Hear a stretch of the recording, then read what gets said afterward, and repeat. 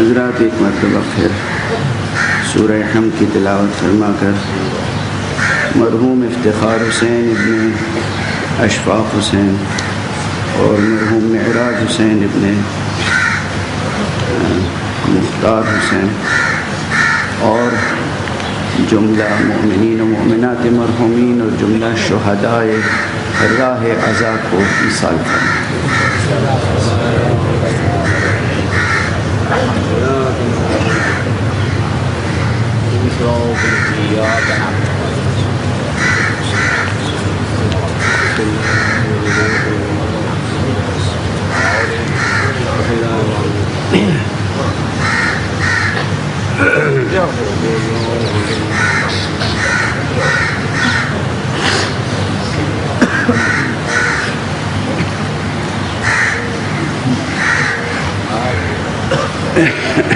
Boys بلند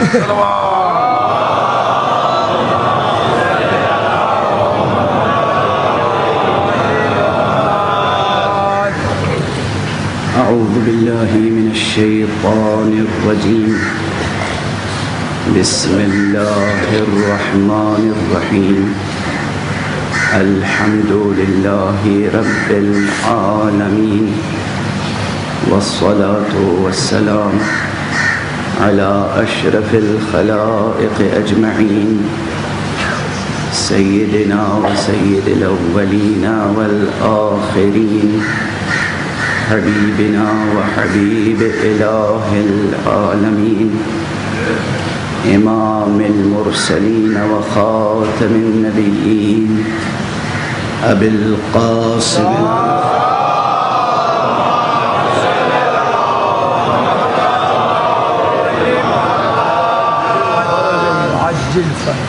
وعلى أهل بيته الطيبين الطاهرين الهداة المهديين المعصومين المظلومين واللعنة الدائمة على أعداء الدين أجمعين أما بعد فقد قال الله تعالى عز اسمه في محكم كتابه ومتقن خطابه بسم الله الرحمن الرحيم الله لا إله إلا هو الحي القيوم لا تأخذه سنة ولا نوم صلاة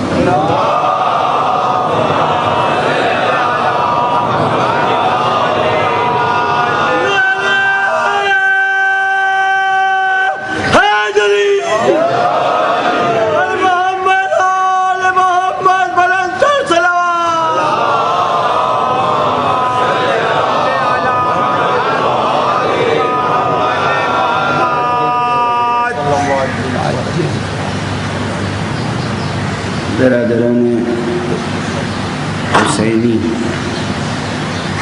برادران ایمانی اور برادران انسانی، سبحان اللہ. دیکھیے اس مرتبہ میں نے یہ ترکیب اضافہ کی ہے، برادران حسینی یہ خود ایک برادری ہے. واہ واہ واہ سبحان اللہ. جیسے پیغمبر اکرم صلی اللہ علیہ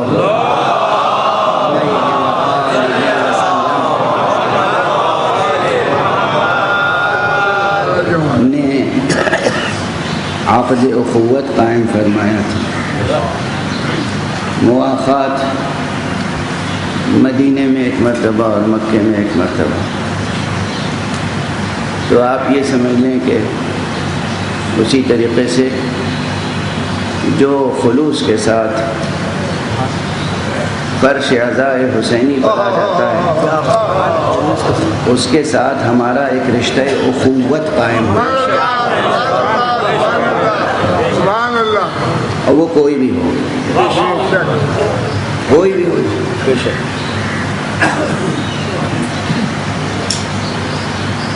یہ بھی ایک حقیقت ہے کہ جسے اردو کے ایک نامور شاعر حضرت مہدی نظمی نے 2 سادہ سے مصروں میں بیان کیا ہے کہ در حسین پر ملتے ہیں ہر خیال کے لوگ،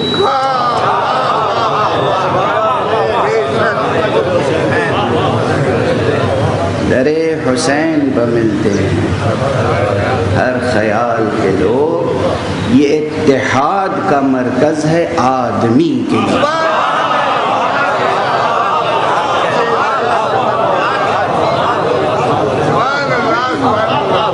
یہ اتحاد کا مرکز ہے آدمی کے لیے۔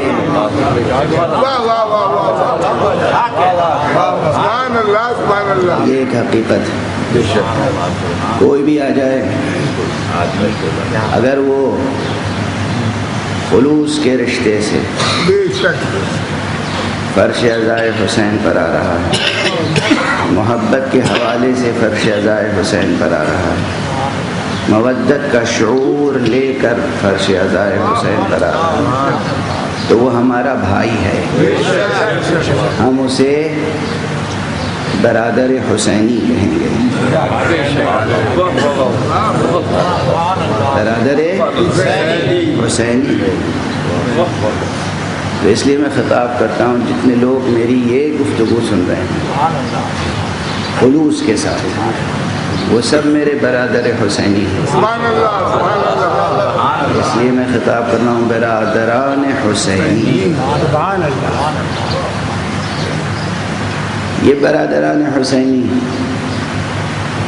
ممکن ہے کہ کوئی ابتداءً اہل توحید نہ ہو، سبحان اللہ سبحان اللہ، ابتداءً ممکن ہے اہل توحید نہ ہو، ممکن ہے نبوت حضرت ختمی مرتبہ صلی اللہ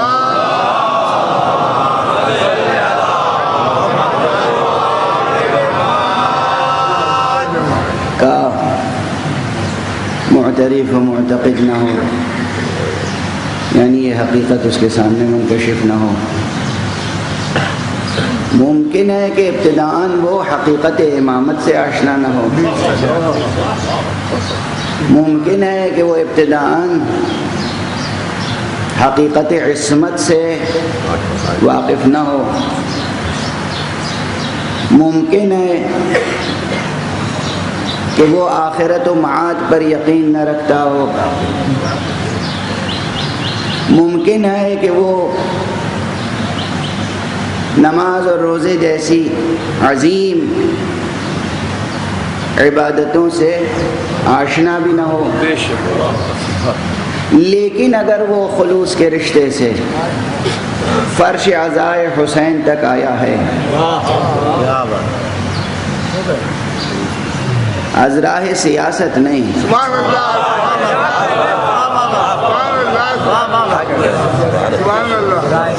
از راہ سیاست نہیں، اسباب خلوص، اگر اسباب خلوص آیا ہے تو آیا چاہے جو بھی ہو جائے گا موحد بن کر،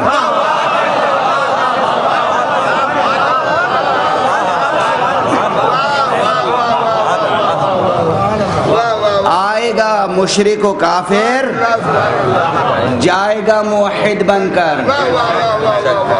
آئے گا فرض کیجئے یہودی و نصرانی جائے گا محمدی بن کر،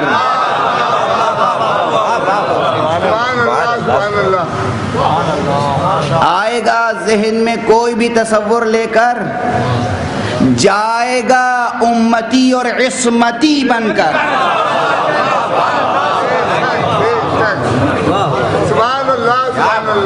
اور جو یہاں اسباب خلوص آئے گا، اسباب خلوص شرط اخلاص ہے، جو اسباب خلوص آئے گا ممکن نہیں ہے کہ وہ خالی ہاتھ واپس آئے، ممکن نہیں ہے کہ جس راہ سے آیا ہے الٹے قدموں سے اسی راہ پر چلا جائے۔ کربلا سے کوئی خیمہ حسینی سے واپس گیا ہو تو بتاؤ؟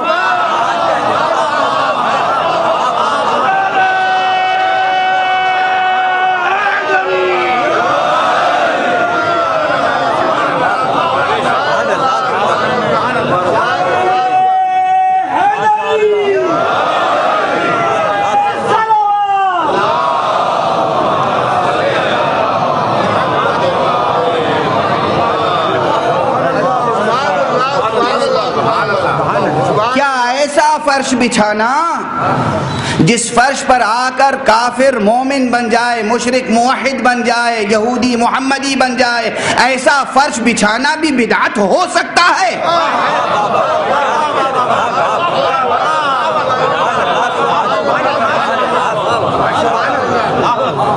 سبحان اللہ سبحان اللہ۔ میں چیلنج کرتا ہوں، طول تاریخ میں کوئی ایک مثال دے دیجئے کہ کبھی فضائے مجلس سے کوئی آواز ایسی اٹھی ہو جو تقاضائے توحید کے خلاف ہو،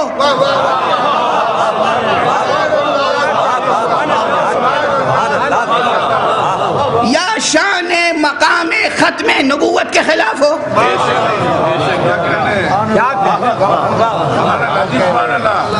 دوسرے مکاتب میں ملحدین پیدا ہوئے ہوں تو ہوئے ہوں،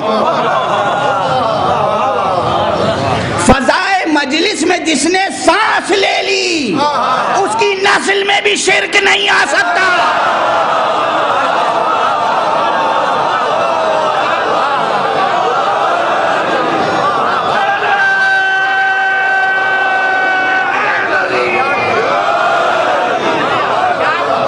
وہاں آتا ہے جہاں ابو لہب کا تذکرہ ہو، وہاں نہیں آ سکتا جہاں ابو طالب کا تذکرہ ہو۔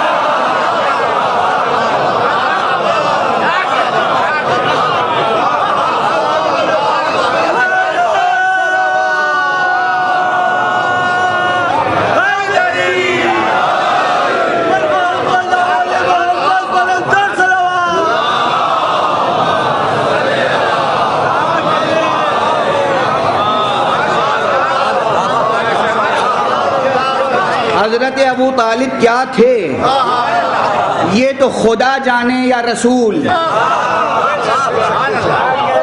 یا خدا جانے یا رسول، اس لیے کہ خدا نے رسول کی حفاظت کے لیے انہیں چنا، رسول نے اپنی نصرت کے لیے ان پر اعتماد کیا، تو یا انہیں رسول جانے یا خدا۔ ہم تو سمجھ ہی نہیں سکتے کہ ابو طالب کیا تھے، ہم تاریخ میں یہ دیکھ رہے ہیں کہ دو چیزیں جمع نہیں ہو سکتی، یا ذکر ابو طالب ہوگا یا شرک۔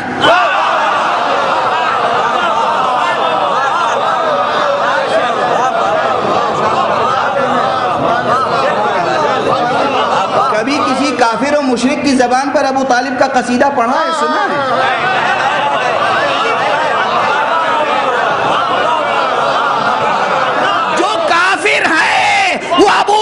کی تعریف نہیں کر سکتا۔ صلوات پڑھنے محمد۔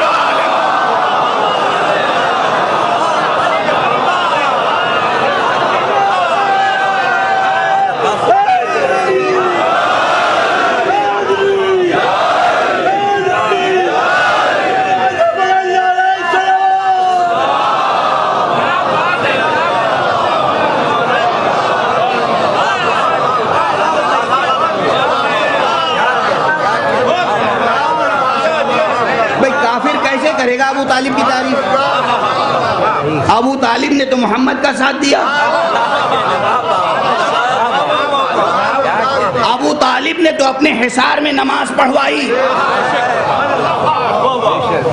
جتنے کافر تھے جب رسول اکرم اعلان توحید کرتے تھے تو کافر مذاق اڑاتے تھے،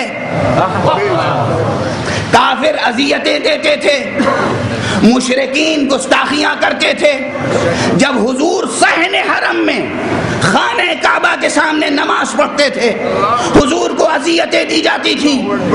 حضرت ابو طالب نے کیا کیا؟ حفاظت کی دوہری تدبیر، خود تو تلایا پھرتے رہے، علی کو ساتھ میں کھڑا کیا۔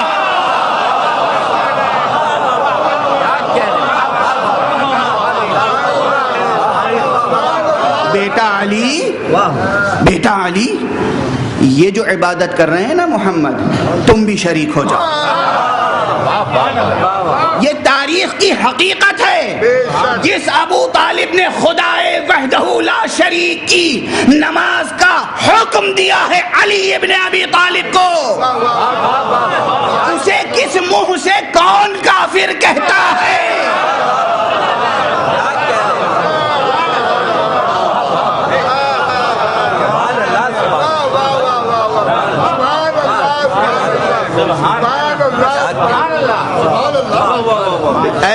موحد کو، ایسے مومن کو، ایسے محافظ دین کو، ایسے محافظ شریعت کو کون کہہ سکتا ہے کافر؟ یہ بھی وہ مقام ہے جہاں میری جیسے طالب علم کی عقل حیران رہ جائے، سراپا حیرت۔ بہرحال یہ جملے بس زبان پر آ گئے، بات تو صرف یہ عرض کر رہا تھا کہ یہ فضائے مجلس وہ ہے کہ جو یہاں سانس لے لے اس کی نسل میں بھی شرک نہیں ہو سکتا۔ جوانوں میرا یہ جملہ یاد رکھنا، جو یہاں سانس بھی لے فضائے مجلس حسین ابن علی، فضائے مجلس حسین ابن علی، جو اسباب خلوص آئے اور یہاں سانس لے لے اس کی نسل میں بھی شرک نہیں آ سکتا، نہ شرک، نہ کفر، نہ بے اعتقادی، نہ بد اعتقادی، ممکن نہیں، ممکن نہیں۔ یہ ہے فضائے مجلس۔ یہاں جب بھی ذکر ہوتا ہے، جس پیرائی میں بھی ہوتا ہے، حضرت حق سبحانہ و تعالیٰ کا ذکر ہوتا ہے، اللہ کا ذکر ہوتا ہے۔ کل میں نے یہ جملہ عرض کیا تھا کہ خود ذکر پاک محمد، ذکر پاک علی، ذکر پاک حسین، یہ ذکر اس لیے محفوظ ہے کہ یہ حصار اللہ میں، یہ الگ بات ہے۔ کبھی کبھی ایسا ہوتا ہے کہ ان کے ذکر کے حصار میں اس کا ذکر ہے، کبھی یہ محسوس ہوتا ہے کہ اس کے ذکر کے حصار میں ان کا ذکر ہے۔ یہی وہ منزل ہے جسے کہتے ہیں فنا فی الذات، فنا فی اللہ اور بقا باللہ۔ یہ فنا فی اللہ اور بقا باللہ، یہ سب کتاب میں لکھے ہوئے الفاظ پڑھنے سے سمجھ میں نہیں آتا۔ یہ عرفان و تصوف کی کتابیں پڑھنے سے یہ بات سمجھ میں نہیں آتی، یہ اس خانقاہ میں سمجھ میں آتی ہے۔ فنا فی اللہ کسے کہتے ہیں، بقا باللہ کسے کہتے ہیں۔ ظاہر تقاضائے مجلس کے تحت کچھ جملے زبان پر آ جاتے ہیں، ورنہ ظاہر موضوع آپ کے ذہنوں میں ہے۔ میں سمجھتا ہوں کہ موضوع یقیناً آگے بڑھ رہا ہے، اگرچہ مکمل تو نہیں ہو سکتا۔ قرآن مجید کی آیت کریمہ آیت الکرسی جو سید الآیات ہے، یہ تعبیر کسی مجھ جیسے عاجز خطیب کی نہیں ہے، یہ تعبیر حضرت سرور کائنات صلی اللہ علیہ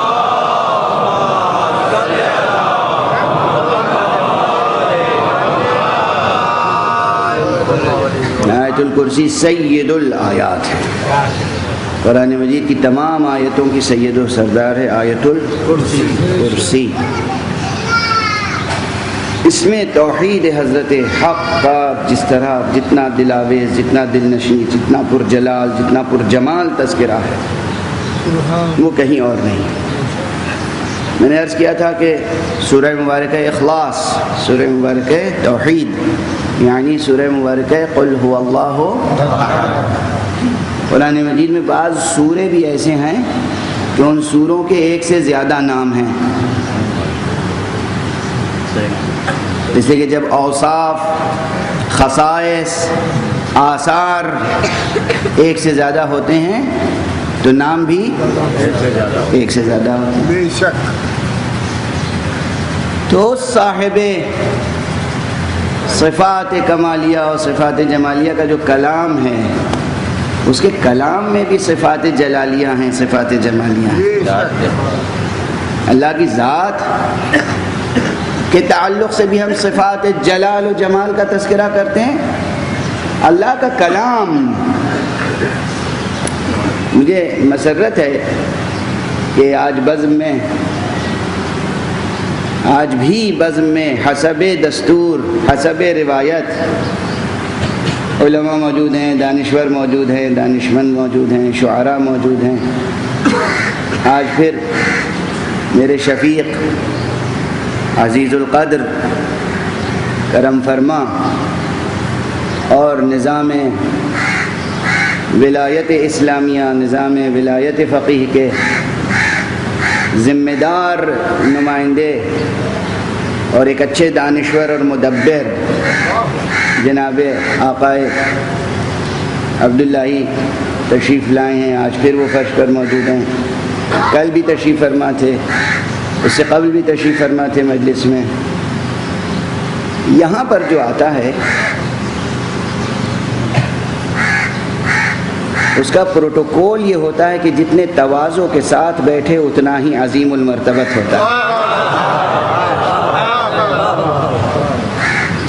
جتنے انکسار کے ساتھ، جتنی خاکساری کے ساتھ، اتنا ہی عظیم المرتبت ہوتا ہے۔ آپ کے ملک کے مرکزی وزراء میں ہیں آقا جناب وجرانی صاحب، تقریباً روزانہ تشریف لاتے ہیں، اور جس خلوص کے ساتھ، جس تواضع اور انکسار و خاکساری کے ساتھ آتے ہیں، وہ ان کی خاکساری مجھے مجبور کرتی ہے کہ ان کا نام لے لیں ممبر سے۔ ظاہر ہے آپ جانتے ہیں ہم لوگوں کے ہاں ہمارے ملکوں میں کوئی کرسی اقتدار پہ آ جائے پھر کیا کرو فر کا مظاہرہ ہوتا ہے، کیا جاہ و حشم کی نمائش ہوتی ہے، کس قدر پروٹوکول کا خیال رکھا جاتا ہے۔ مگر وہ دنیا کا میدان ہے، دنیاوی سیاست ہے۔ میں نے کہا نا کہ فضائے مجلس شبیر عجیب فضا ہے، یہاں جو آتا ہے اس میں شان بندگی پیدا ہوتی ہے۔ یہاں کوئی امیر کبیر وزیر بن کے نہیں آتا، یہاں بندہ خدا بن کے آتا، بندہ حسین بن کے آتا۔ کیوں بن کے نہ آئے؟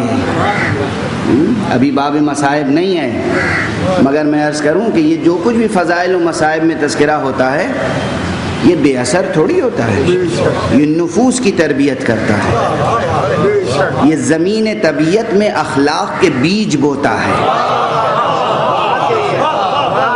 یہ تذکرہ یہ آب حیات ہے جو زمین طبیعت انسانی، زمین فطرت انسانی میں اقدار انسانی کی آبیاری کرتا ہے۔ یہ آب حیات ہے، یہ ذکر حسین یہ آب حیات ہے، آب حیات۔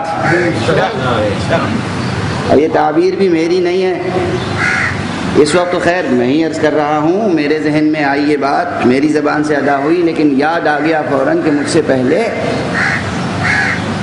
اپنے بعض اشعار میں رئیس الاحرار مولانا محمد علی جوہر یہ بات کہہ گئے ہیں کہ اگر خضر بھی ہوتے تو انہیں معلوم ہوتا کہ آب حیات وہ نہیں ہے جس کی تلاش میں وہ گئے تھے، حسین کا ذکر آب حیات ہے۔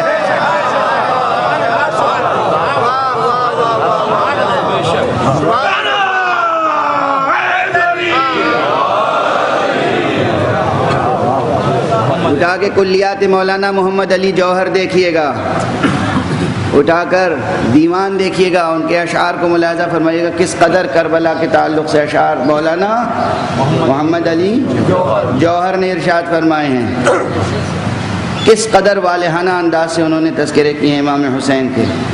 وہ کہتے ہیں کہ حسین کی تشنگی آب حیات تھی، پیاس حسین کی آب حیات، یہ ان کی تعبیر ہے۔ بہرحال یہ تذکرے اس لیے یہ تاثیر ہے اس میں، طبیعتوں پہ قابو رکھیے۔ میں تو رسماً گفتگو نہیں کرتا نا، جہاں جس کا تذکرہ آ جائے۔ مجلس سے پہلے کیسا گریہ ہو رہا تھا، کس کا ذکر ہو رہا تھا؟ عباس کا ذکر ہو رہا تھا۔ پوری تاریخ بشریت میں معصوم ہستیوں کو چھوڑ کر اگر ہم کسی اصطلاحاً غیر معصوم سے، حضرت عباس 14 معصوم میں شمار تو نہیں ہوتے نا، اس لیے کہہ رہا ہوں اصطلاحاً اگر کسی غیر معصوم سے ہم آداب بندگی سیکھ سکتے ہیں تو اس کا نام عباس ہے۔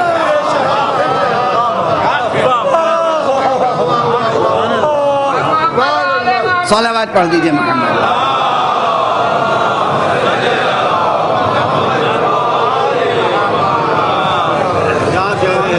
تو جہاں عباس کا تذکرہ ہو، اکبر کا تذکرہ ہو، قاسم کا تذکرہ ہو، جہاں حر کا تذکرہ ہو، حبیب کا تذکرہ ہو، مسلم ابن عوسجہ کا تذکرہ ہو، جہاں ایسے انصار اور ایسے اعزاء کا تذکرہ ہو، ایسے اہل ایمان، ایسے اہل توحید، ایسے اہل کردار کا تذکرہ ہو، ایسے غیر معصوموں کا تذکرہ ہو جن پر معصوم ہونے کا گمان ہوتا ہے،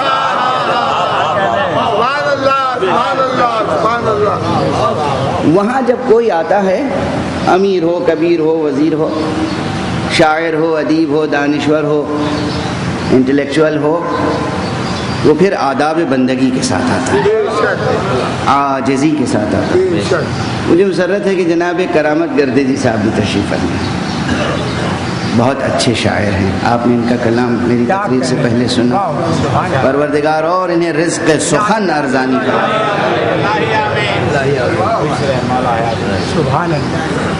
یہ ان تعبیرات کو سمجھ سکتے ہیں، یہ ان تعبیرات کو سمجھ سکتے ہیں جو تعبیرات میں عرض کر رہا ہوں کہ اس فضائے مجلس میں جس طریقے سے ہم توحید کا ذکر کر رہے ہیں آیت کریمہ کی روشنی میں، کون سی آیت؟ آیت الکرسی۔ شروع کہاں سے ہوتی ہے؟ پہلا ہی کلمہ وہ ہے کہ اس پر جان نکل جائے۔ اگر انسان کا قلب پوری طرح بیدار ہے، اگر وہ واقعاً روشن ضمیر ہے، اگر واقعاً وہ عارف باللہ ہے، تو ایک لفظ اللہ سنتے ہی انسان فنا فی اللہ ہو جاتا ہے۔ سبحان اللہ، سبحان اللہ۔ کس قدر جاذبیت ہے اس لفظ میں، اور پھر اس کے بعد بیان جب اسی کے اوصاف کا ہے، اللہ لا الہ الا هو الحی القیوم، اللہ، کیا آہنگ ہے، کیا جلال ہے، جس کے لیے میں نے کرامت گردی صاحب کو مخاطب کیا تھا وہ یہ جملہ تھا کہ جس طرح اس کی ذات میں صفات جلال و جمال ہے، ایسے ہی کلام میں سبحان اللہ، سبحان اللہ۔ سخن، یہ لطیف وجود، یہ نورانی وجود، یہ کلام حق، اس میں بھی صفات جلال ہیں، اس میں بھی صفات جمال ہے۔ سورہ مبارک توحید میں جلال زیادہ ہے، بے شک۔ سورہ قل هو اللہ احد میں جلال زیادہ ہے، اس میں صفات جلالیہ کی طرف اشارہ بھی زیادہ ہے۔ آیت الکرسی میں صفات جلال بھی ہیں، صفات جمال بھی۔ خود لفظ اللہ اس میں جلالہ کہلاتا ہے، بے شک۔ اگرچہ اس میں جس قدر جمال ہے اس کا بھی بیان ممکن نہیں ہے۔ اگر اتنا جلال و جمال کسی اور لفظ کے ذریعے قابل اظہار و بیان ہوتا تو پھر وہ لفظ بھی اس کے مد مقابل نہ آ جاتا۔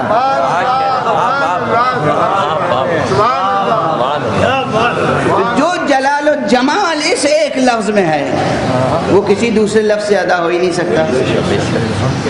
اللہ، اس میں جمال بھی ہے، جلال ہے، اس میں تاثیر بھی ہے، اس میں جاذبیت ہے، جذابیت ہے۔ اس کائنات کے ظاہری کا مرکزی مقناطیس ہے لفظ اللہ۔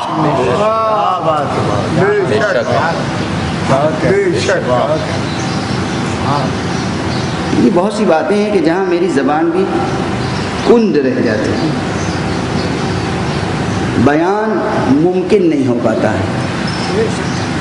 اس کائنات ظاہری کا، اس پوری کائنات ظاہری کا مرکزی مقناطیس ہے لفظ اللہ، ذات اللہ تو واہ واہ واہ واہ، بہت بڑا۔ سبحان اللہ۔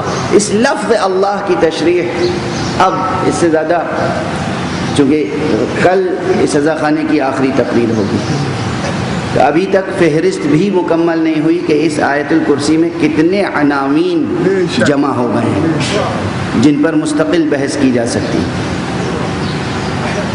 اللہ لا الہ الا ہو، اللہ مبتدا ہے، لا الہ الا ہو پہلی خبر ہے جس میں جلال ہے، ایک صفت جلال، اس کے علاوہ کوئی نہیں ہے معبود۔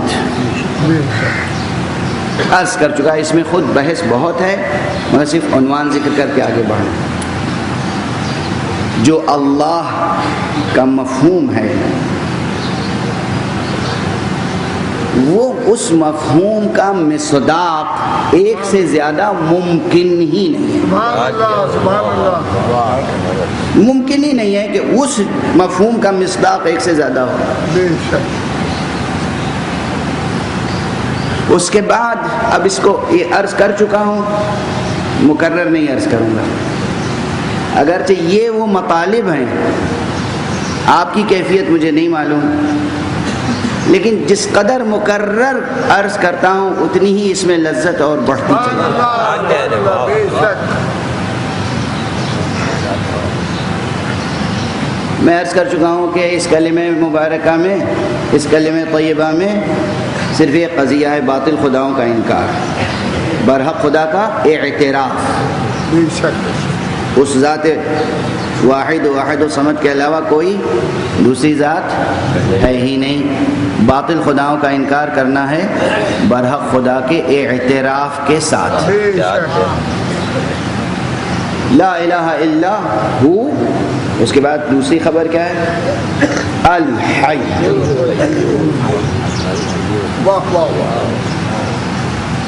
اب یہاں قرأتیں قراء کی اور مفسرین کی الگ الگ ہیں، کچھ الحی القیوم ایک ساتھ ایک اسم قرار دیتے ہیں، اور کچھ الحی کو مستقل ایک اسم، القیوم کو مستقل ایک اسم۔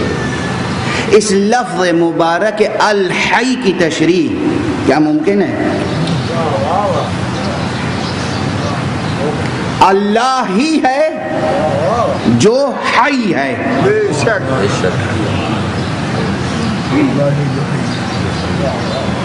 وہی ہے جو زندہ ہے، تو پھر اس کا غیر اب کوئی زندگی کا دعویٰ نہ کرے۔ بے شک بے شک۔ ہم آپ اپنے کو زندہ سمجھتے ہیں،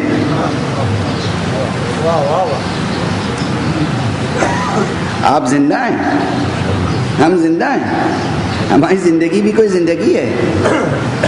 واہ واہ واہ واہ۔ اصل زندہ تو وہ ہے سبحان اللہ سبحان اللہ، الحی۔ سبحان اللہ سبحان اللہ۔ وہ کہتا ہے میں حی ہوں، اور آپ فرماتے ہیں کہ ہم بھی حی ہیں۔ یہ کون سا شرک ہے؟ واہ واہ واہ واہ، سبحان اللہ سبحان اللہ۔ اللہ کی نعوذ باللہ ہمسری،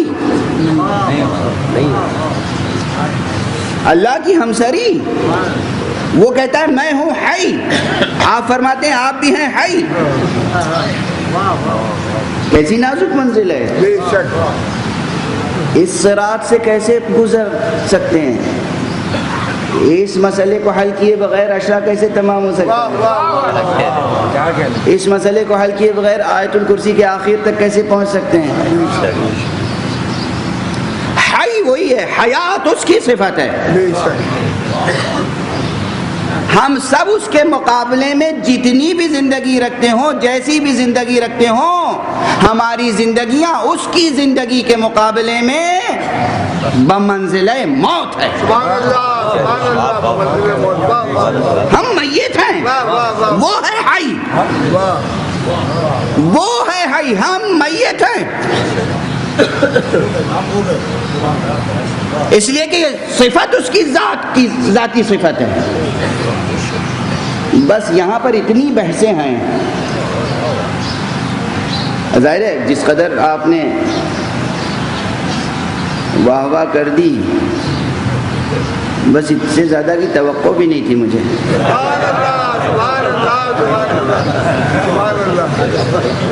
یہ مسئلہ سوچتے رہیے گا۔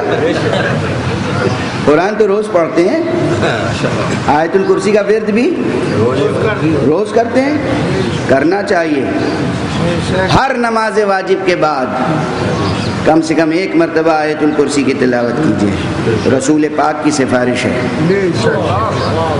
انہوں نے تاکید فرمائی ہے اگر کوئی شخص ہر نماز کے بعد آیت الکرسی کی تلاوت کرے تو وہ انشاءاللہ روز آخرت صدیقین میں شمار ہوگا، صدیقین کے ساتھ محشور ہوگا۔ حفاظت کے لیے ہر شب سونے سے پہلے آیت الکرسی پڑھیں پابندی کے ساتھ۔ ضعیف الاعتقادیوں سے بچنے کے لیے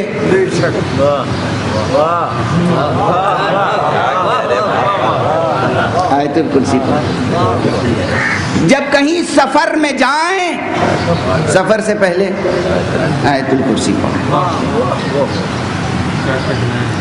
بعض روایات اور بعض اہل معرفت اور ارباب سیر و سلوک کے تجربوں کی روشنی میں یہ ہے کہ اگر 3 مرتبہ، ہمارے برادر عزیز جناب افتخار عابد صاحب یہ مجلس میں غالباً تشریف فرمائیں، انہوں نے ایک عالم کا واقعہ نقل کیا مجھ سے ابھی چند روز قبل کہ ایک بزرگ عالم دین سفر کر رہے تھے ہوائی جہاز سے، اور وہ ایک مرتبہ فضا میں ایسی منزل آئی کہ سب ایک دوسرے سے وصیتیں کرنے لگے، ہوائی جہاز کا بیلنس بگڑ گیا اور پائلٹ نے بھی اعلان کر دیا کہ اب ہمارے قابو میں نہیں ہے، اب ہمارا بچنا محال ہے۔ اور ایک بزرگ تھے جو اطمینان سے بیٹھے رہے، کوئی نہ چہرے کا رنگ بدلا، نہ گھبراہٹ طاری ہوئی، نہ اضطراب، نہ پسینہ آیا، اطمینان سے بیٹھے رہے۔ سب ان سے آگے وصیتیں کرنے لگے۔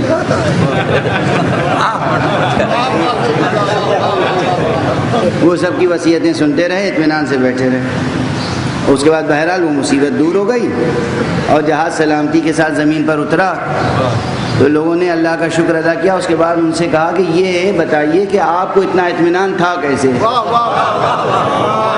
ٹھیک ہے بچ گئے ہم، لیکن اس وقت تو امید نہیں تھی نا، آپ کو اطمینان کہاں سے تھا؟ کہا ہمیں اپنے رسول کے قول پر اطمینان ہے، ہمیں اپنے امام کے وعدے پہ اطمینان ہے۔ ہمیں بتایا گیا ہے گھر سے چلنے سے پہلے 3 مرتبہ درود، 3 مرتبہ آیت الکرسی اور پھر 3 مرتبہ درود آخر میں پڑھ لو تو گھر واپسی کی ضمانت ہے۔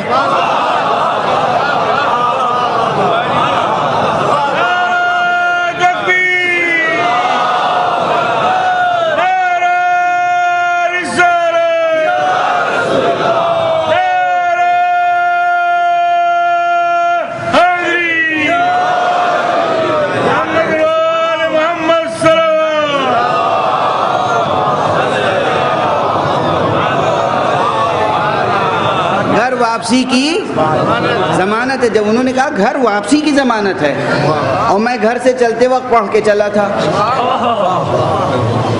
تو مجھے اطمینان تھا کہ واپس پہنچوں گا گھر، اس لیے کوئی گھبراہٹ نہیں تھی۔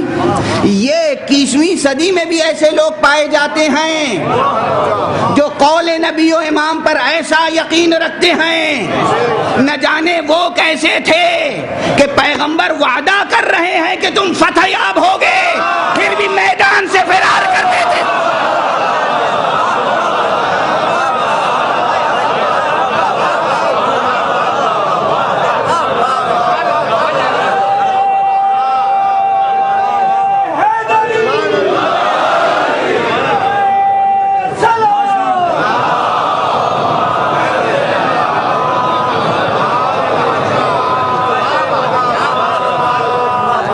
پیغمبر کے وعدے، پیغمبر کے وعدے، پیغمبر کے وعدے۔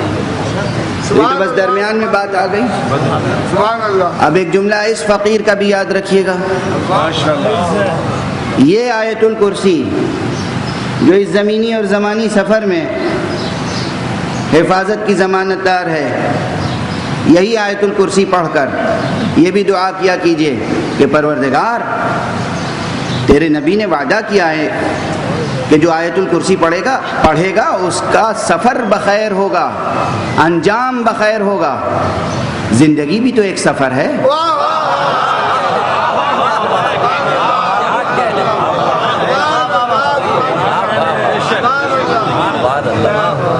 پروردگار ہماری زندگیاں آیت الکرسی کے صدقے میں بخیر تمام ہو، ہمارا انجام بخیر ہو، عاقبت بخیر ہو، یہ دعا فرمایا کیجیے۔ تو ہر شب سونے سے پہلے آیت الکرسی پڑھیے، سفر میں جانے سے پہلے آیت الکرسی پڑھیے، ہر نماز کے بعد ایک بار آیت الکرسی پڑھیے۔ یہ سب سفارشیں ہیں۔ کس قدر تاثیر ہے آیت الکرسی، بے شک کس قدر تاثیر ہے آیت الکرسی، اس لیے کہ اس میں اللہ سبحانہ و تعالیٰ کے ان اسماء کا ذکر ہے، ان اوصاف کا ذکر ہے کہ وہ حی ہے، وہ قیوم ہے۔ حی یعنی زندہ، بے شک قیوم یعنی سنبھالنے والا۔ وہ کیا ہے؟ لا تأخذہ سنۃ ولا نوم، نہ وہ سوتا ہے نہ اونگتا ہے۔ ایسے کی حفاظت میں رہو جو نہ سوتا ہے نہ اونگتا ہے۔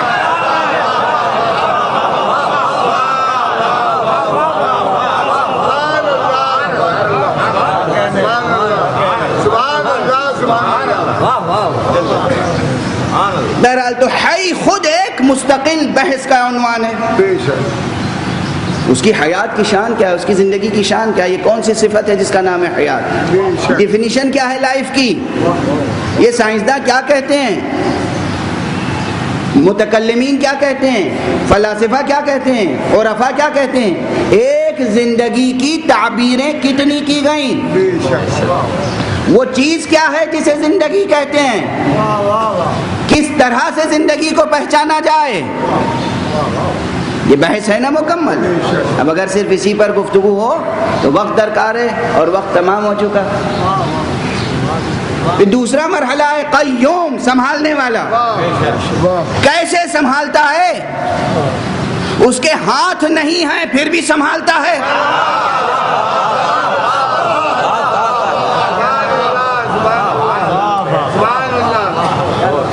اس کے تو ہاتھ نہیں ہیں ہاتھ۔ کوئی ہوگا نعوذ باللہ قائل اس بات کا کہ اس کے ہاتھ ہیں،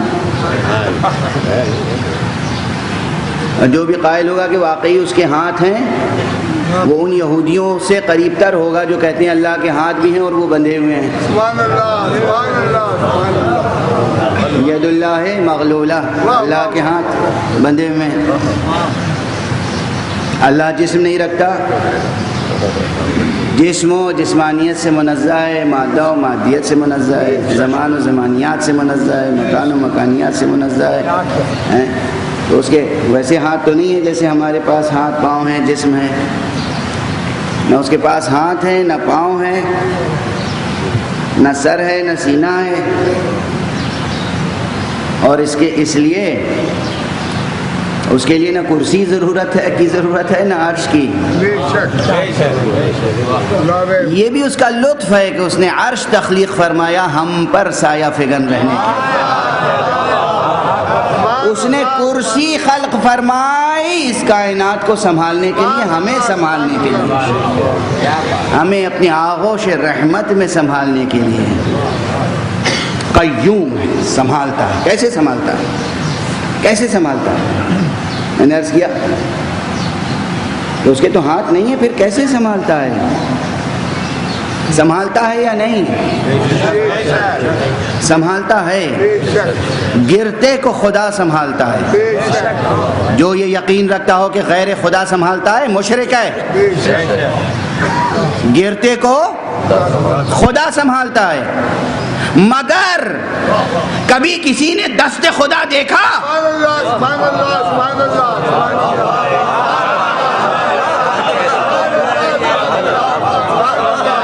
بے شک خدا سنبھالتا ہے، سب کو خدا سنبھالتا ہے، مگر کبھی کسی نے دست خدا نہیں دیکھا۔ کسی نے نہ دیکھا ہو، ہم نے دست خدا دیکھا ہے، ہم اچھی طرح پہچانتے ہیں دست خدا، ہم خوب اچھی طرح پہچانتے ہیں دست خدا۔ یہ دست خدا وہ ہے کہ جب اللہ کا رسول لامکاں کی خلوتوں میں پہنچتا ہے تو کبھی یہ ہاتھ اس کے شانے پہ آتا ہے،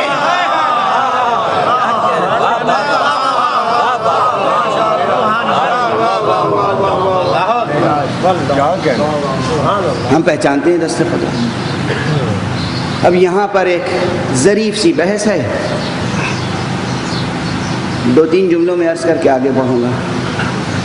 اگرچہ ہمارے میزبان اور اس عزاخانے کے محتمم، بانی تو نہیں کہوں گا، بانی تو ان کے والد مرحوم مغفور سے جناب علی متقی جعفری صاحب، پروردگار ان کے درجات کو بلند۔ اس وقت جو محتمم ہیں، پروردگار ان کو اور ان کے تمام اہل بیت کو الہی آمین، اپنی خاص حفظ و امان میں رکھے، توفیقات میں اضافہ فرمائے۔ الہی آمین۔ میں اس لیے نہیں کہ ان کا مہمان ہوں یا کئی برسوں سے ان کا مہمان ہوتا آ رہا ہوں، اس لیے نہیں گزارش کر رہا ہوں، لیکن مجھے یہ معلوم ہے کہ بہرحال یہ کوئی وقف عام نہیں ہے۔ سبحان اللہ۔ بہت سے اوقاف ہیں جنہوں نے بہت اصرار کے ساتھ دعوت دی مجھے، مگر چونکہ میں ذکر مولا کو عبادت سمجھتا ہوں، تجارت نہیں سمجھتا۔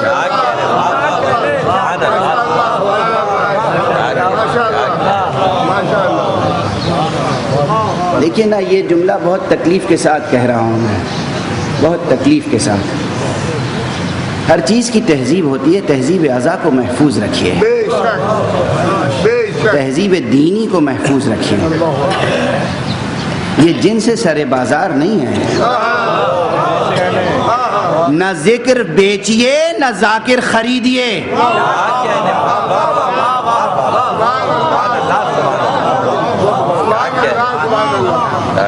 تکلیف ہوتی ہے جب بعض حضرات فون کرتے ہیں یا تشریف لاتے ہیں،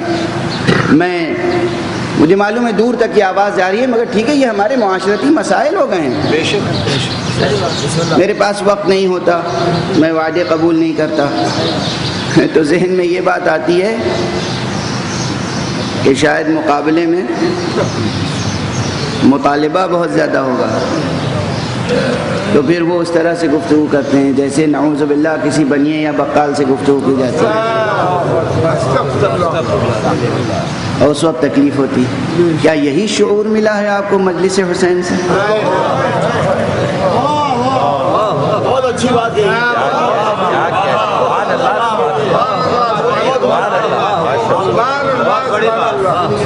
یہی شعور ملا ہے آپ کو؟ اس شعور کو رد کر دیجیے، ان اوہام کو، ان خیالات کو حاشیہ خیال سے بھی نکال دیجیے۔ بہرحال بہت سے لوگ دعوت دیتے ہیں اور باصرار دعوت دیتے ہیں، کچھ محبت سے اور کچھ اقتدار کے حوالے سے اور کچھ مال و دولت کے حوالے سے۔ یعنی میں بہت تکلیف کے ساتھ یہ جملہ کہہ رہا ہوں۔ پوچھتے ہیں کتنا لیں گے جناب؟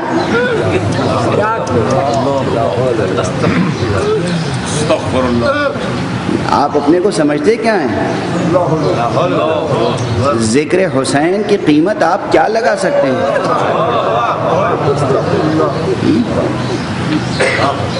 جہاں جہاں تک آواز جا رہی ہے، تہذیب کو بدلیں، اس اصلی مقدس تہذیب کو محفوظ رکھیں، فرش اعضاء خلوص سے بچھائیں۔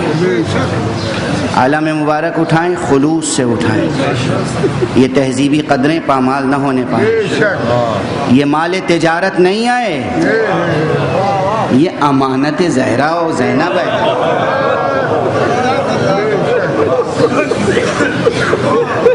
اس کی قیمت صرف بہشت ہے، صرف بہشت۔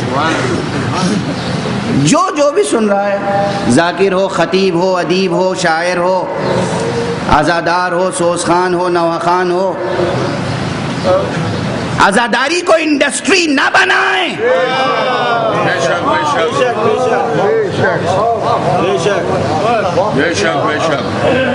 میں شاہد ہوں، اس لیے میں دعا دے رہا ہوں صرف اس ممبر سے کہ پروردگار ان کو، نجم الحسن جعفری صاحب کو صحت کاملہ عطا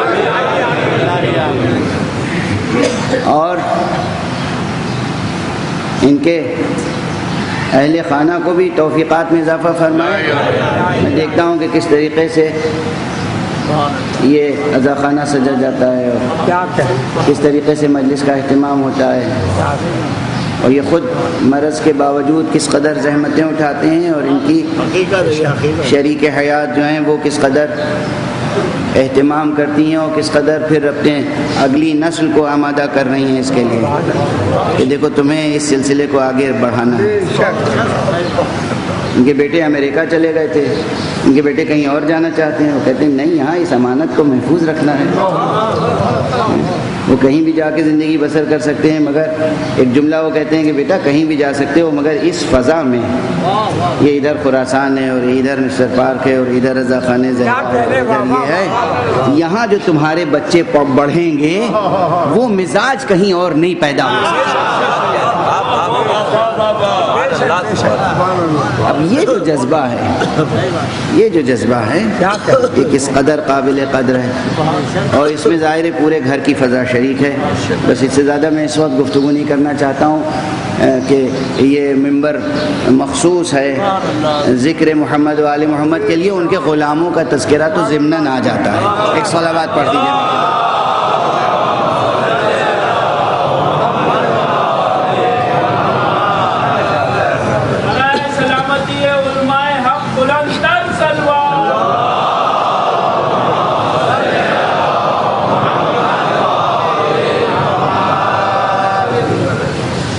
بہرحال میں جس ظریف بحث کی طرف اشارہ کرنا چاہ رہا تھا کہ وقت ختم ہو گیا ہے اور بانی مجلس کا تذکرہ یوں آ گیا تھا زبان پر کہ ان کا جی چاہتا ہے کہ میں دیر تک بیان کروں۔ ابھی جب میں ممبر پہ آ رہا تھا تو فرمایا کہ آج تعطیل کا روز ہے، آج اتوار ہے، آج مجمع بہت آیا ہے۔ اب ظاہر مجمع تو بہت آیا ہے، تعطیل کا روز بھی ہے، مگر میری سکت جو ہے وہ تو اتنی ہے۔ تو بہرحال پھر بھی چند فقرے عرض کر رہا ہوں اگرچہ وقت گزر چکا، کہ ان صفات و ذات کا رشتہ سمجھنے کے لیے وہ حی ہے، وہ قیوم ہے، وہ زندہ ہے اور وہ تمام کائنات کو سنبھالتا ہے، سنبھالتا ہے۔ دیکھیے بیان میں ترتیب دیکھیے، جسے کہتے ہیں نا کہ ہر سخن موقع و ہر نقطہ مقام دارد۔ اب میں تقریب ذہن کے لیے کہہ رہا ہوں، جب میر انیس کے لیے کہا جاتا ہے کہ میر انیس جو لفظ جہاں رکھ گئے ہیں اسے کوئی آگے اور پیچھے نہیں کر سکتا، اگر انہوں نے کہہ دیا ہے کہ شبنم نے بھر دیے تھے کٹورے گلاب کے، تو اب وہاں شبنم کو ہٹا کے آپ اوس نہیں رکھ سکتے۔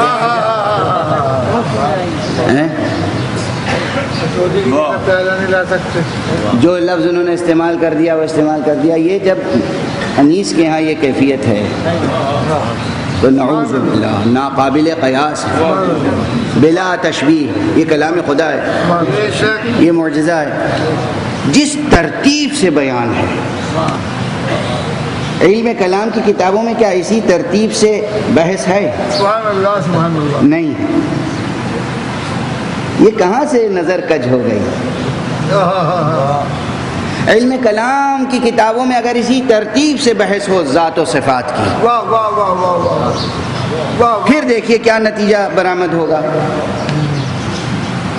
اللہ لا الہ الا ہو الحی القیوم، قیوم سنبھالنے والا۔ اس کے بعد سنبھالنے والے کی شان کیا ہونی چاہیے؟ لا تاخذہ سنۃ ولا نوم، یہ وہ ہے کہ جو نہ سوتا ہے نہ اونگتا ہے۔ اب ظاہر سی بات ہے کہ اس سے آگے گفتگو آج بڑھانے کی مجھ میں نہ ہمت ہے، نہ سکت ہے، نہ دامن وقت میں گنجائش ہے، مگر جتنے بھی صفات ہیں اس صفات و ذات کا رشتہ سمجھنے کے لیے ایک بات سمجھ لیں کہ جو مجرد ذات ہوتی ہے اس میں صفات تو ہوتے ہیں، مگر ان صفات کے اظہار کے لیے مظاہر ہوتے ہیں۔ سبحان اللہ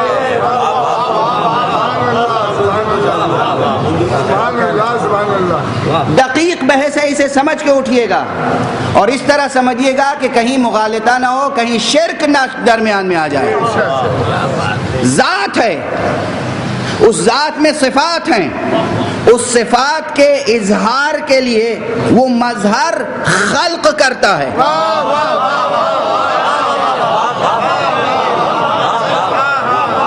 وہ مظہر بناتا ہے، وہ مظہر خلق کرتا ہے، وہ مظہر بناتا ہے، یعنی جتنے مظاہر ہیں وہ ہیں فعل خدا۔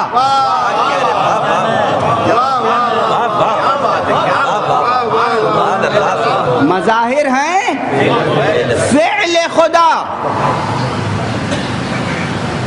بہت بڑی بحث ہے، سمٹ کے آ گئی 2-3 جملوں میں، اور یا آپ کی فراست ہے سبحان اللہ سبحان اللہ، یا آپ نے اسے جذب کر لیا۔ وہ ذات ہے، اس کے اندر صفات ہیں، وہ اپنے صفات کے اظہار کے لیے مظاہر خلق کرتا ہے، وہی اٹھاتا ہے ہر گرتے ہوئے کو، مگر جو ہاتھ بڑھ کے اٹھائے وہ ہاتھ ہے فعل خدا۔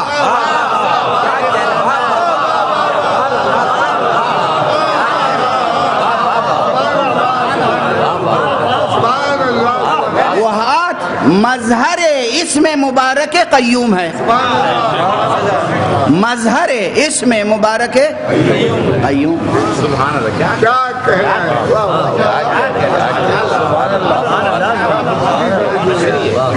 واہ، اب یہ بھی ہر ہاتھ پر منطبق تھوڑی ہوگا۔ دنیا میں کتنے ہاتھ ہیں، لیکن یہ ہاتھ جو ہے یہ بجائے خود ایک مظہر ہے، یہ بجائے خود ایک مظہر ہے۔ یہ مظہر ایک سے زائد صفات کا مظہر ہے۔ آپ کی ذات میں سخاوت ہوتی ہے، اس کا اظہار بھی ہاتھ سے ہوتا ہے۔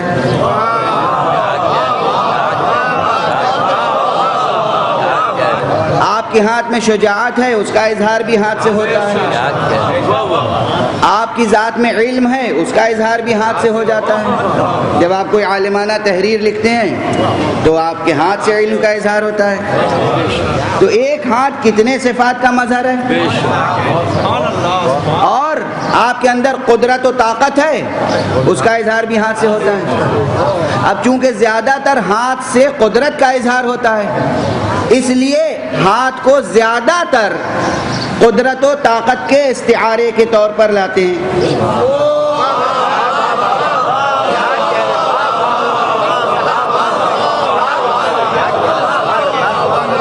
قدرت اور طاقت کا استعارہ بن جاتا ہے ہاتھ۔ اگرچہ ایک سے زیادہ صفات کا اظہار ہاتھ سے ہوتا ہے، مگر زیادہ تر قدرت و طاقت کا اظہار ہوتا ہے، اس لیے ہاتھ جو ہے وہ استعارہ ہے۔ آپ کی زبان کا محاورہ ہے، اور اکثر زبانوں میں یہ محاورہ ہے، کہتے ہیں فلاں صاحب کے ہاتھ بہت لمبے ہیں۔ آپ یہ کام ان کے سپرد کر دیجئے، وہ کراچی میں بیٹھے بیٹھے اسلام آباد میں آپ کا کام کروا دیں گے، تو کیا آپ ان کا ہاتھ ناپیں گے؟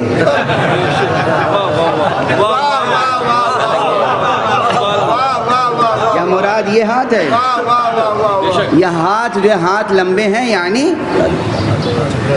جب آپ اپنے لیے کہتے ہیں ہاتھ لمبے ہیں یا کسی کے لیے کہتے ہیں ہاتھ لمبے ہیں تو یہ ہاتھ نہیں ناپتے نا، یہ ذہن میں بھی نہیں آتا، وہ صفت آتی ہے جو مجرد ہے اور نفس میں ہے۔ تو قرآن نے جب کہا کہ بل یداہ مبسوطتان، اللہ کے ہاتھ بندھے ہوئے نہیں، اللہ کے ہاتھ کھلے ہوئے ہیں، تو اس کا ترجمہ یہ نہیں ہوگا کہ واقعی ہاتھ رکھتا ہے، اس کے معنی یہ ہوں گے کہ اس کی طاقت بے پناہ ہے، کوئی طاقت نہیں ہے ایسی جو اس کی طاقت کو محدود کر سکے، اور جو اس کی طاقت کا مظہر بن جائے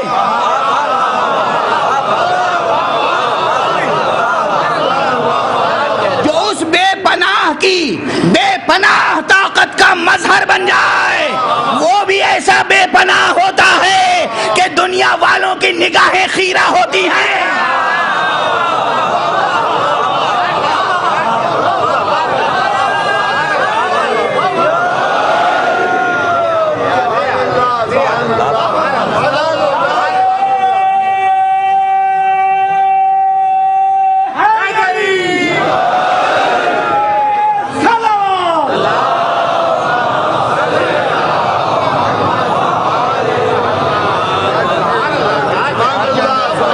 ممبر پر آنے سے پہلے کسی نے مجھ سے کہا، کاغذ لکھ کر دیا کہ بتائیے ہم یا علی کہیں یا نہ کہیں۔ ارے ہم یا علی نہ کہیں تو کیا کہیں؟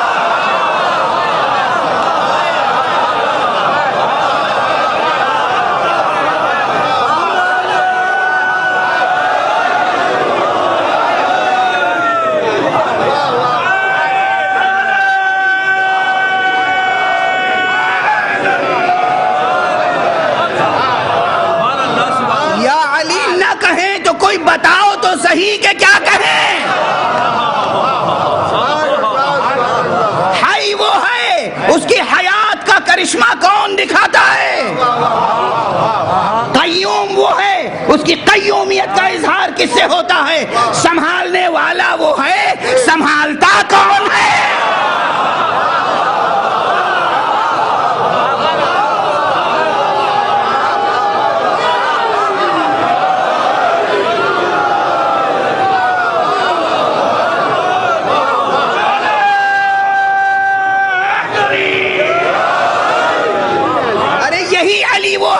جس نے کہاں کہاں کسے کسے نہیں سنبھالا،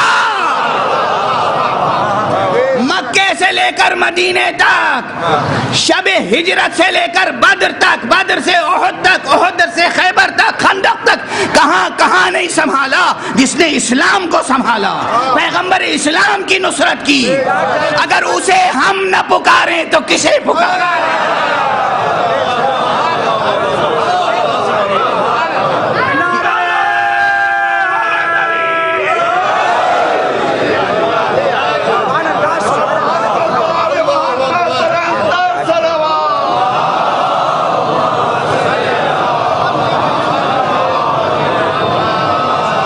تفصیلی استدلال کا بھی موقع نہیں ہے، دامن وقت میں گنجائش نہیں ہے، حوالے دینے کا بھی موقع نہیں ہے، لیکن بس اتنا عرض کر رہا ہوں کہ یاد رکھیے گا، پروردگار حی ہے، پروردگار قیوم ہے، وہ ہے لا تاخذہ سنۃ ولا نوم، اسے نہ نیند آتی ہے نہ وہ اونگتا ہے، اس کے بندے ہیں سوتے بھی ہیں، بندے ہیں سوتے ہیں، مگر کیا کرشمہ ہے کہ سو کر سنبھالتے ہیں۔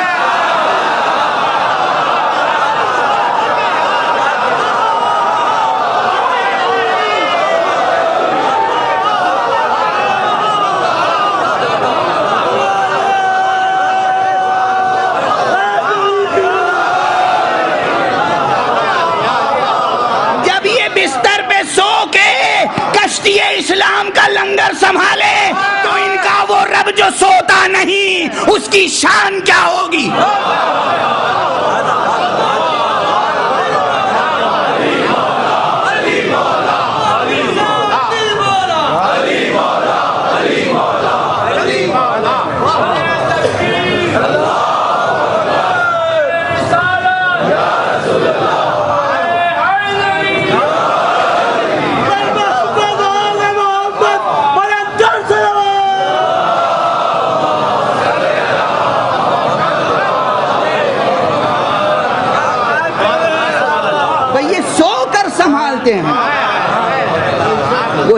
اس کی ہے کہ وہ نہ سوتا ہے نہ اونگتا ہے، اور یہ شان ان کی ہے، یہ بندے ہیں نا، یہ اس کے بندے ہیں، وہ مسجود ہے یہ ساجد، وہ معبود ہے یہ عابد، وہ خالق ہے یہ مخلوق، سبحان اللہ، شان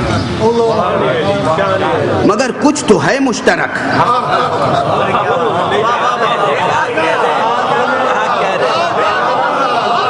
بھئی کچھ تو ہے مشترک، کچھ ہے مشترک، وہ خالق ہے یہ خالق نہیں ہے، ہم انہیں خالق نہیں کہہ سکتے، وہ معبود ہے یہ عبد ہیں، یہ عابد ہیں، وہ معبود، ہم انہیں معبود نہیں کہہ سکتے، غور فرما رہے ہیں آپ، وہ رب ہے یہ مربوب، ہم انہیں علی الاطلاق رب نہیں کہہ سکتے، وہ رازق ہے یہ مرزوق، وہ رزق دیتا ہے یہ رزق پاتے ہیں، یہ جو کی روٹیاں بھی گھٹنے سے توڑ کے کھاتے ہیں، تناول فرماتے ہیں بتانے کے لیے کہ وہ رازق ہے ہم مرزوق، یہ سب حدیں ہیں، مگر ایک چیز تو مشترک ہے، ورنہ نام مولا مشترک نہ ہوتا، خدا بھی مولا ہے، رسول بھی مولا ہے، علی بھی مولا ہے۔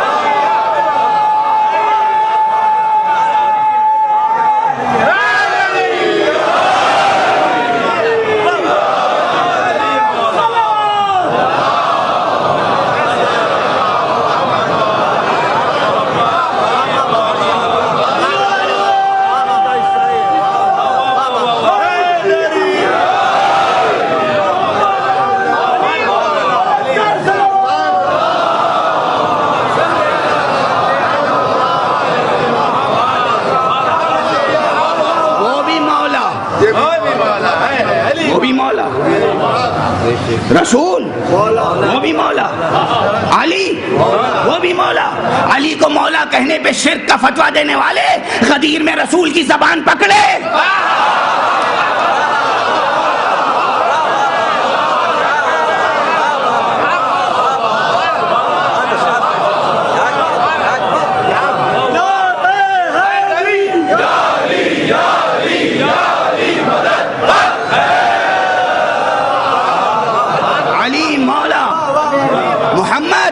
مولا اللہ مولا، کچھ تو ہے مشترک، اگر میں کہوں تو کافر، رسول کہیں تو یہ بات، رسول کہیں تو سند،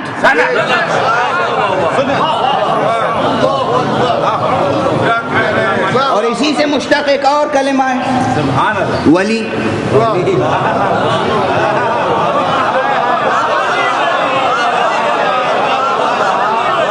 کچھ تو ہے مشترک،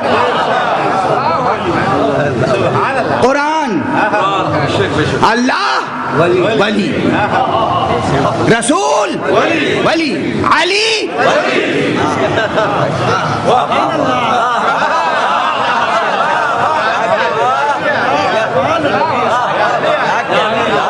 کہنے کا جی چاہ رہا ہے مگر چھوڑیے اب نہیں کہوں،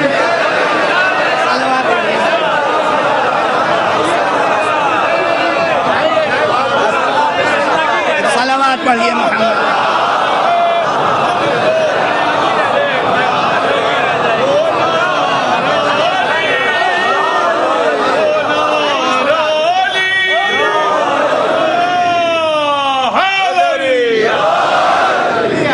وہ ولی ہے اس کے رسول ولی ہیں، یہ ولی، وہ مولا ہے اس کے رسول مولا ہیں، یہ مولا ہیں، ہمیں اس نے سکھایا انہیں مولا کہو، جس رسول نے سکھایا اللہ کو مولا کہو، جس رسول نے سکھایا اللہ کو مولا کہو، رجز سکھائی ہے، رجز کہو اللہ مولانا ولا مولا لکم،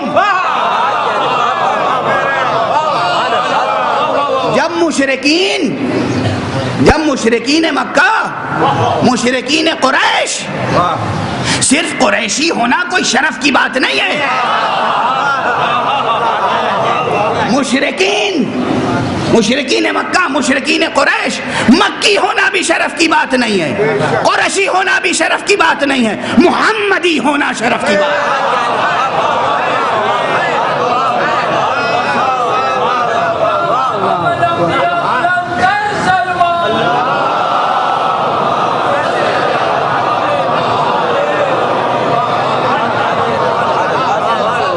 محمدی ہونا شرف کی بات ہے، نہ مکی ہونا شرف کی بات، نہ مدنی ہونا شرف کی بات، نہ قریشی ہونا شرف کی بات، نہ قریشی ہونا شرف کی بات، نہ ہاشمی ہونا شرف کی بات، نہ اموی ہونا شرف کی بات، محمدی ہونا شرف کی بات،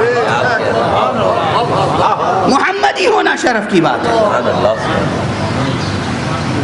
جس محمد ابن عبداللہ رسول اللہ خاتم النبیین صلی اللہ علیہ وآلہ وسلم نے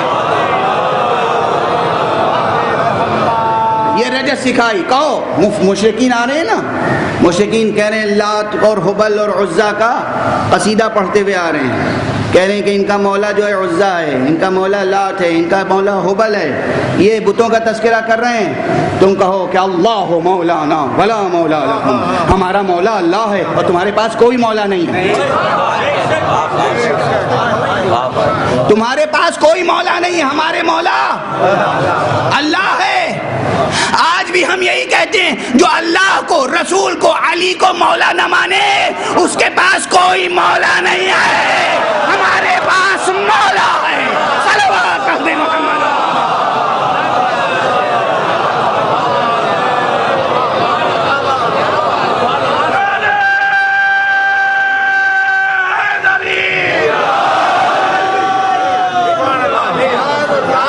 جس رسول نے کہا، جس خاتم النبیین نے کہا اللہ مولا ہے، اللہ کو مولا کہو، اسی رسول نے کہا علی کو مولا کہو۔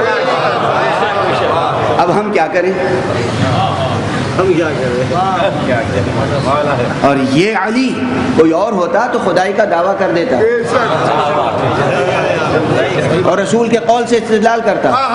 تو تم ہی بتاؤ انصاف سے، رسول نے کہا تھا نا تم سے کہ اللہ کو مولا کہو، اور پھر رسول نے کہا نا کہ مجھے مولا کہو، تو میں ہوا نا اللہ؟ کوئی کم ظرف ہوتا تو یہ کہتا،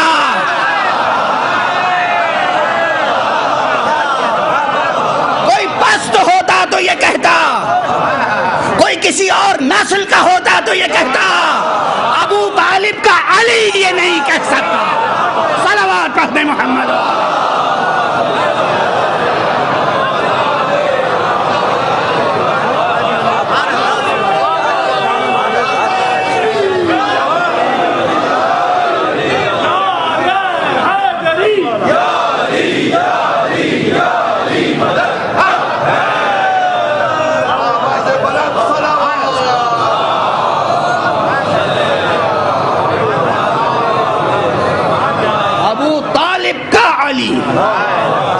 یہ نہیں کہہ سکتا۔ ابو طالب کی نسل میں، ان کے خون میں جو فراست توحید ہے، فراست توحید ہے، وہ علی نہیں، حسن نہیں، حسین نہیں۔ دیکھنا ہو ایک چھوٹے سے بچے کی زبانی سنیے، علی کے زانو پہ ایک بچہ بیٹھا ہوا ہے، علی نے کہا بیٹا کہو ایک، کہا ایک، علی نے کہا بیٹا کہو دو، خاموش۔ بچپن میں فراست توحید، ظرافت، فراست، ذہانت، کیا کیا چیزیں ظاہر ہو رہی ہیں۔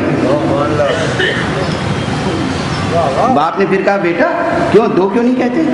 کہا مجھے شرم آتی ہے، غیرت آتی ہے، جس زبان سے ایک کہہ دیا اسے دو کیسے کہتے ہیں؟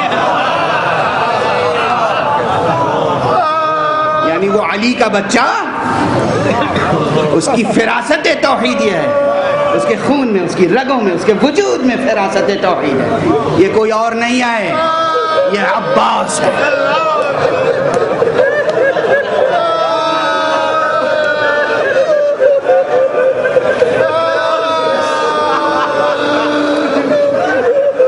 عباس ابن علی، بہت بڑا مرتبہ ہے۔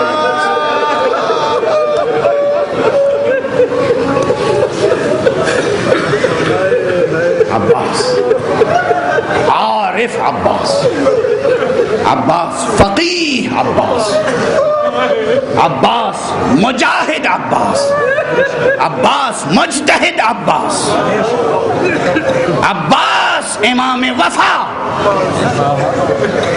عباس شجاع عباس، بلکہ نہ خدائے شجاعت عباس۔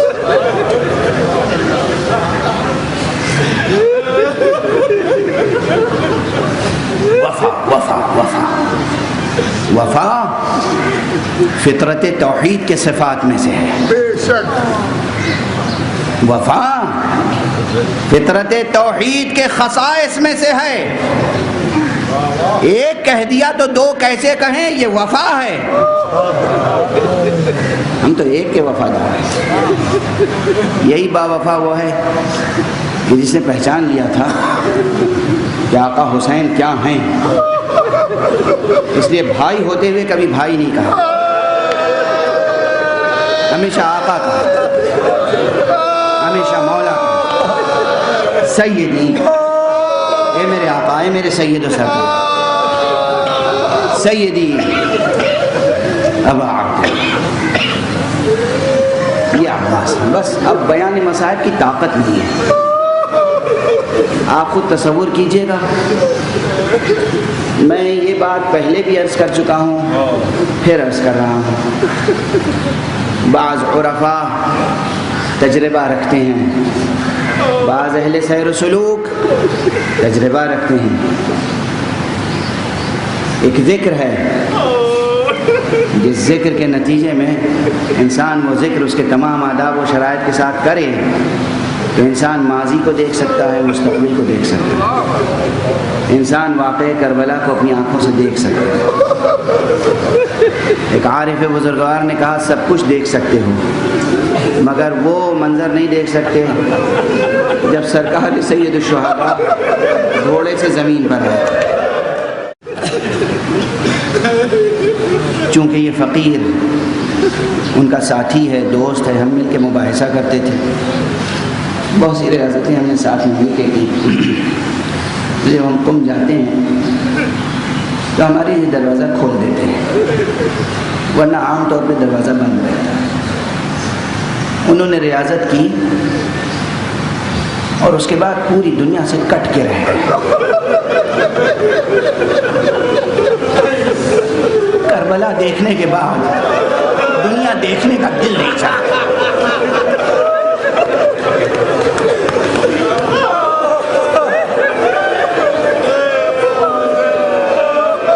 پھر اس دنیا میں کوئی حسن، کوئی کشش، کوئی جاذبیت باقی نہیں رہتی، دنیا سے نفرت ہو جاتی ہے۔ جس دنیا کے لیے اکبر کے بعد حسین نے کہہ دیا تھا بیٹا تیرے بعد اس دنیا پر خاک، یاد ہے نا جی؟ اے بیٹا تیرے بعد اس دنیا پر خاک، حقیقت ہے، حقیقت ہے، کربلا کے بعد اس دنیا پہ خاک۔ ہمارے اس عزیز کا کہنا ہے، یہ پابندی ہے ورنہ میں نام لے لیتا، وہ اجازت نہیں دیتے ہیں۔ ان کا کہنا ہے کہ استاد نے تو کہا تھا کہ تم وہ منظر نہیں دیکھ سکتے جب سرکار گھوڑے سے زمین پہ آئیں، مگر یقین جانو تم وہ منظر نہیں دیکھ سکتے جب عباس خیمے سے رخصت ہو۔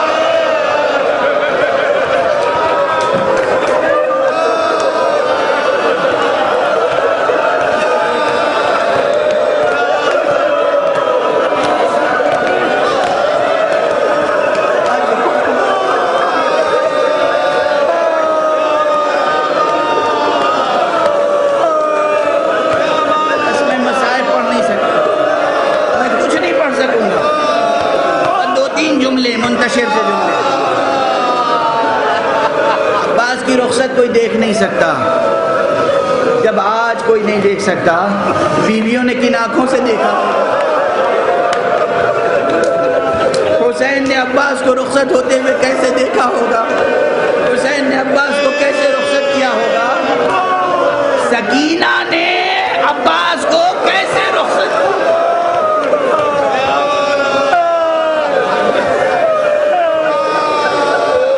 خدا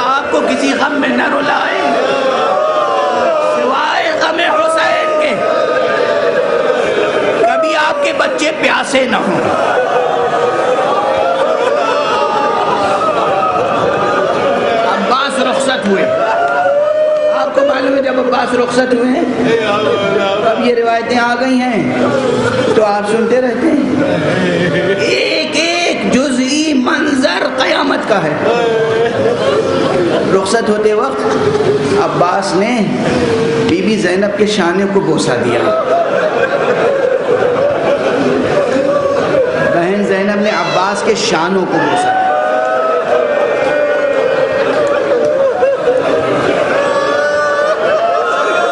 بس یا عباس جانتے ہیں یا زینب جانتی ہیں کیوں بوسہ دے رہے ہیں۔ عباس نے کس دل سے، کس جگر سے، کن جذبات کے ساتھ، کن احساسات کے ساتھ بہن کے اس شانے کو بوسہ دیا ہوگا کہ اب اس شانوں پہ رسن باندھی جائے۔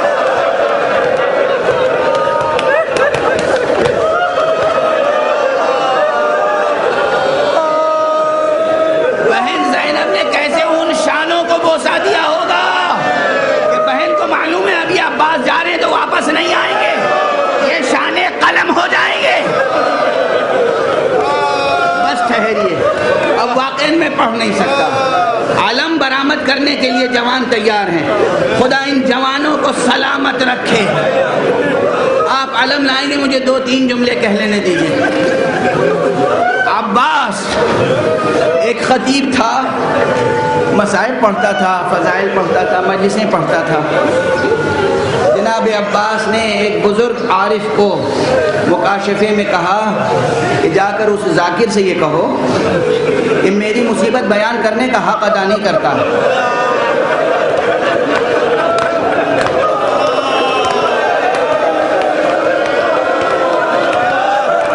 یہ ذاکر تڑپ گیا، یہ تڑپ گیا، کہا میں ہمیشہ مولا کے خوب مصائب پڑھتا ہوں، آخر اب کس طریقے سے پڑھوں، کیا پڑھوں، کون سی روایت پڑھوں؟ اس عارف نے کہا، مولا عباس نے کہا بس ایک بات کا احساس تو دلا دو، جب بھی کوئی شہید گھوڑے سے زمین پر آتا تھا، ارے اس کے ہاتھ سلامت ہوتے تھے، زمین پر ہاتھ ٹیک دیتا تھا، اس کے بعد زمین پہ آتا تھا، میرے شانے قلم ہو چکے تھے، جب میں زمین پر آیا تیر پہ بس تھے، سر کے بل زمین پر آیا، سر کے بل زمین پر آیا۔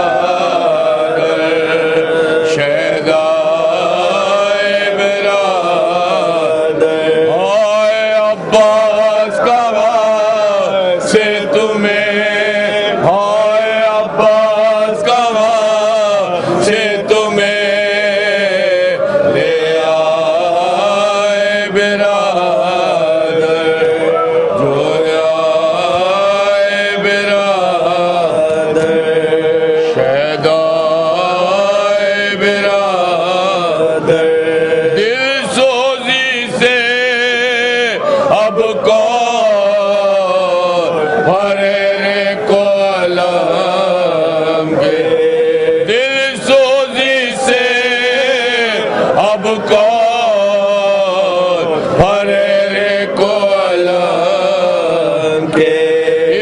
دھوپ میں سیر پر میرے اس دھوپ میں سیر پر میرے لہلائے برادر جو آئے برادر شہدائے برادر آئے عباس کہاں سے تمہیں آئے عباس کہاں سے تمہیں لے آئے برادر جو آئے برادر شہدائے برادر یہاں چھت گئی مشق اور وہاں لگا یہاں چھت گئی مشق